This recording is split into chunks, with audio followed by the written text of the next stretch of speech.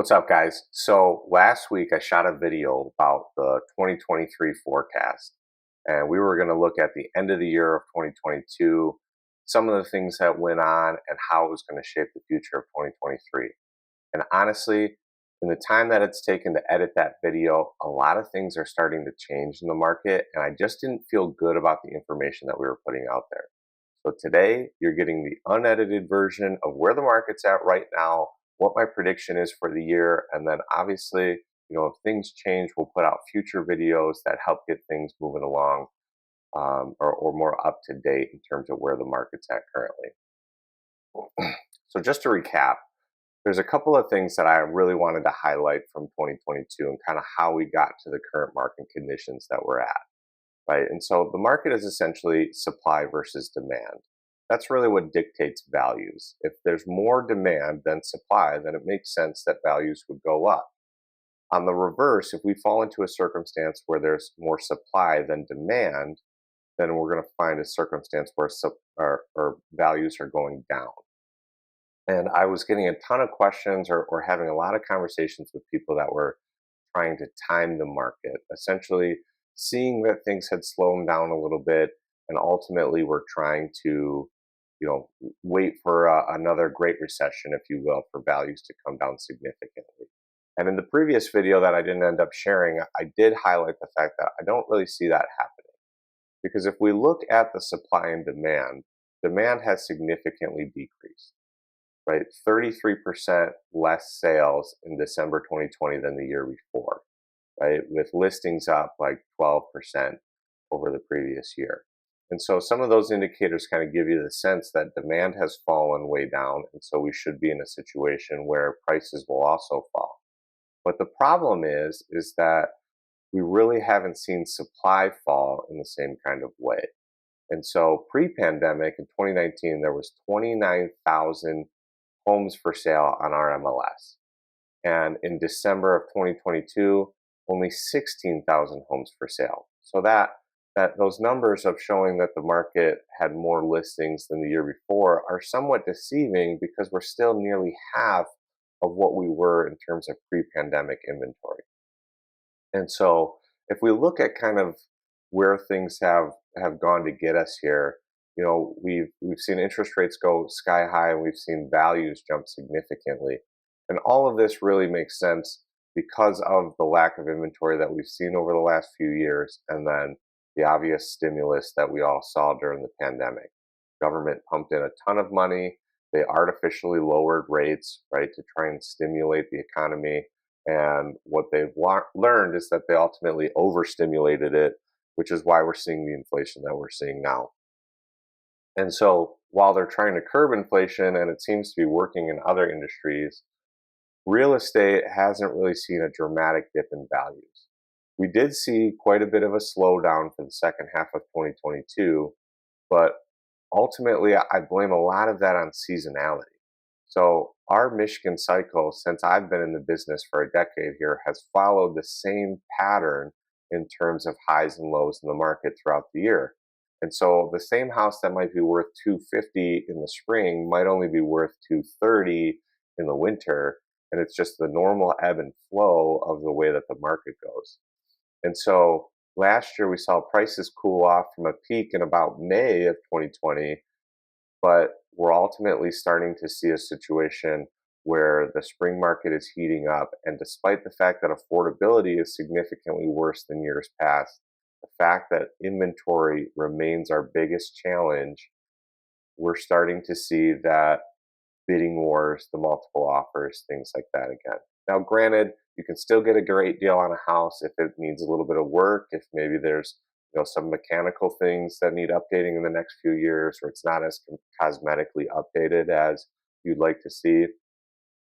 But homes that don't need any immediate replacements and are, generally speaking, move-in ready or appealing to the eye, those homes are seeing multiple offers. In fact, the last few weeks we've seen more homes go pending than new homes hit the market. And so ultimately it looks like we're going to continue to have an inventory struggle. And so my prediction for the year is that this spring is going to be basically just as hot as any other spring in the last 10 years. Granted, last year we saw people basically giving their right kidney in order to get into homes. I'm hoping and kind of predicting that we don't really see that, given the fact that payments will be significantly higher this year, and there's a lot more economics behind it that should slow it down. But we are seeing a situation where buyers are going to need to come ready with some cash, ready to pay over appraisal, ready to compete with other buyers for the nicer homes, or they're going to have to make a decision to settle for something that might need a little bit of work. And so the spring is certainly going to shape up to be that way. And then beyond that, which for me is typically June, July, August timeframe, we start to see a little bit of a slowdown there. People start to get into summer vacation mode, things like that. We don't see as many homes turn over. That time of year will be a little bit of an unknown, right? If rates continue to go up like they did last year, then we'll certainly see another slowdown as seasonality cools off in our area. If rates stay level or even dip, then I think we'll have a strong year overall. And so, will we see prices exceed some of the highs that we saw last year? Maybe, maybe not. Will we see a significant decrease in values? I just don't see it. Frankly, I think our worst case scenario is that values return back to 2020, 2021. And again, that's a worst case scenario. Um, and so ultimately, that's going to leave most of the people in the market still with a ton of equity in their home. And it's still going to create a restriction in terms of inventory, though, because people ultimately can afford their payment, and their new payment, if they choose to move, is going to be higher. And so if you're thinking about a move this year, it's still something that's totally reasonable. You could still make a great deal on your current home. And you just need to be prepared for a little bit higher payment in the new home. But ultimately, if it makes sense for your family in terms of you need more space, you're starting a new household, things like that, then I would tell you to buy the house, right? And then if rates decrease, we can always refinance.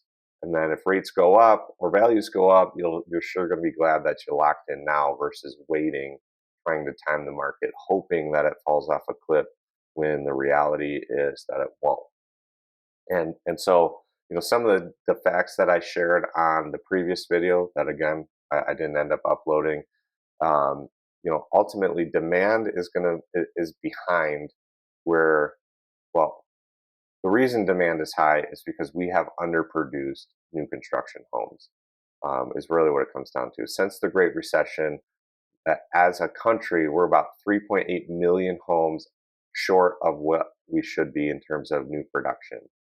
And so there's going to be demand in our marketplace until we see that correct itself. And then we're not going to see an influx of foreclosures or things like that. In 2010, there was nearly 3 million foreclosures. And last year, we saw 325,000 foreclosures. And ultimately, people can afford their house and they have a ton of equity. And so it would have to be a very unique circumstance at this point to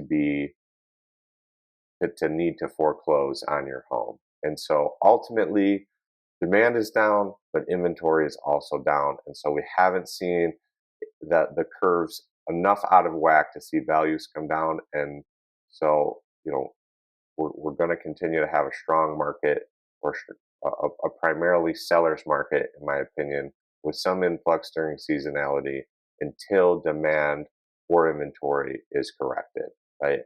And there could be outside factors, like massive job losses or things like that that affect, people's situations and cause an influx of inventory or a lack of demand, right? But as of right now, I'm not seeing any indicators that make it seem like that's going to happen. And so 2023 will be another strong year in terms of housing markets, at least for our area. If you have any questions about your specific area, please reach out. Your specific home, your specific situation. I'm happy to have a dialogue with you about what things would look like. What would a new payment look like in your new home? What would prices look like? How much could you get for your home? Questions like that. Happy to discuss. Just feel free to reach out. And if you found any value in this particular video, please like and subscribe, because we're going to start pumping out more and more content to keep you guys informed, not just about the market, but the area in general, and really try and make it a page that's full of value. So hope this helped. Appreciate you guys stopping by today, and